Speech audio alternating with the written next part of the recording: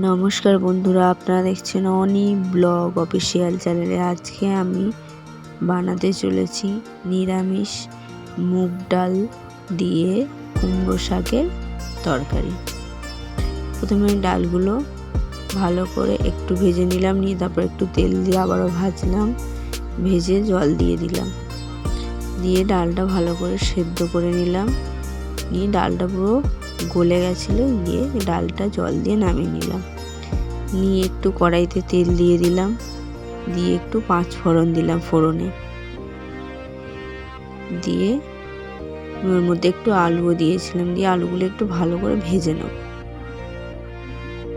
আলুগুলো ভাজা ভাজা হয়ে গেল, ওর মধ্যে আমি একটু টমেটো কুচি দিয়ে দিলাম, দিয়ে এবার ফের ভালো করে ভেজে নেবো যাতে টমেটোগুলো গলে যায়।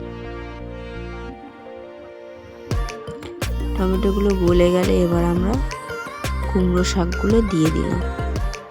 আমি কিন্তু শুধু কুমড়ো শাকের ডগাগুলোই নিয়েছি, ডগার দিকে যে অংশগুলো সেগুলোই নিয়েছি। কুমড়ো শাকগুলো দিয়ে একটু নুন দিয়ে দিলাম, পরিমাণ মতন নুনটাই দিয়ে দিলাম, দিয়ে ভালো করে মিশিয়ে নিলাম। নিলে ওর মধ্যে কাঁচা লঙ্কাগুলো দিয়ে দিলাম, দিয়ে মিশিয়ে নিয়ে দিয়ে দিলাম একে একে একটু হলুদ আর একটি জিরে গুঁড়ো, দিয়ে ভালো করে মিশিয়ে নিলাম। ভালো করে মিশিয়ে নিয়ে তারপরে এতে আমরা দিয়ে দেব ডাল, সেদ্ধ করা ডালটা দিয়ে দেব, দিয়ে ভালো করে মিশিয়ে নিলাম। নিয়ে এবার আমরা বেশ কিছুক্ষণ ফুটিয়ে নেব। বেশ কিছুক্ষণ ফুটিয়ে নেব। বেশ কিছুক্ষণ ফোটানোর পরে আমাদের রেডি গরম গরম কুমড়ো শাক দিয়ে মুগ ডাল। গরম গরম ভাতের সঙ্গে খেয়ে দেখুন, দারুণ লাগবে, দারুণ হয়েছিল রান্নাটা।